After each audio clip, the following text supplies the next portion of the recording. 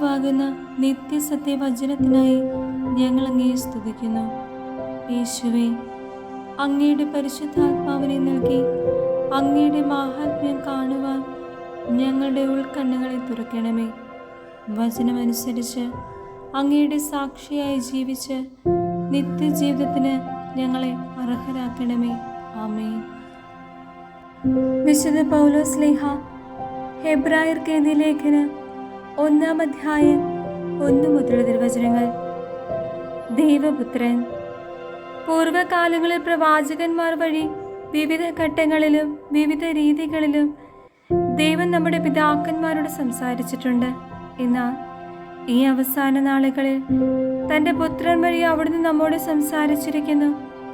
അവനെ അവിടുന്ന് സകലത്തിനെയും അവകാശിയായി നിയമിക്കുകയും അവൻ മുഖേന പ്രപഞ്ചത്തെ സൃഷ്ടിക്കുകയും ചെയ്തു. അവൻ അവിടുത്തെ മഹത്വത്തിൻ്റെ തേജസ്സും സത്തയുടെ മുദ്രയുമാണ്.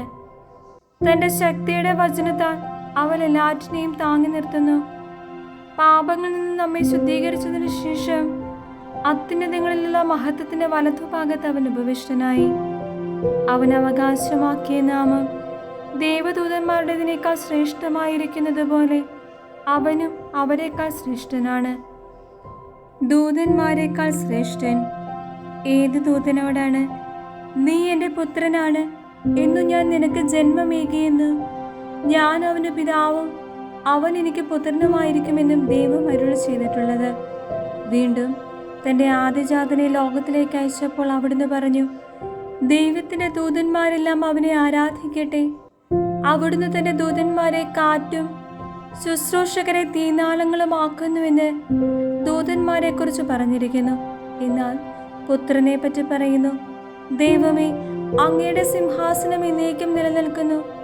അങ്ങയുടെ രാജ്യത്തിന്റെ ചെങ്കോൽ നീതിയുടെ ചെങ്കോലാണ്. അങ്ങ് നീതിയെ സ്നേഹിച്ചു, അനീതിയെ വെറുത്തു. അതിനാൽ അങ്ങയുടെ സ്നേഹിതരേക്കാൾ അധികമായി സന്തോഷത്തിന് തൈലം കൊണ്ട് അങ്ങയുടെ ദൈവം അങ്ങയെ അഭിഷേകം ചെയ്തിരിക്കുന്നു. കർത്താവേ, ആദിയിൽ അങ്ങ് ഭൂമിക്ക് അടിസ്ഥാനമിട്ടു. ആകാശം അങ്ങയുടെ കരവേലയാണ്. അവയൊക്കെ നശിക്കും, അങ്ങ് മാത്രം നിലനിൽക്കും.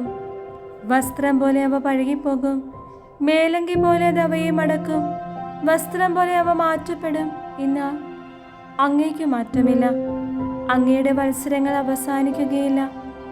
നിന്റെ ശത്രുക്കളെ ഞാൻ നിനക്ക് പാദപീഠമാക്കുവോളം എൻ്റെ വലതുഭാഗത്തിരിക്കുക എന്ന് ഏതു ദൂതനോടാണ് എപ്പോഴെങ്കിലും അവിടുന്ന് പറഞ്ഞിട്ടുള്ളത്?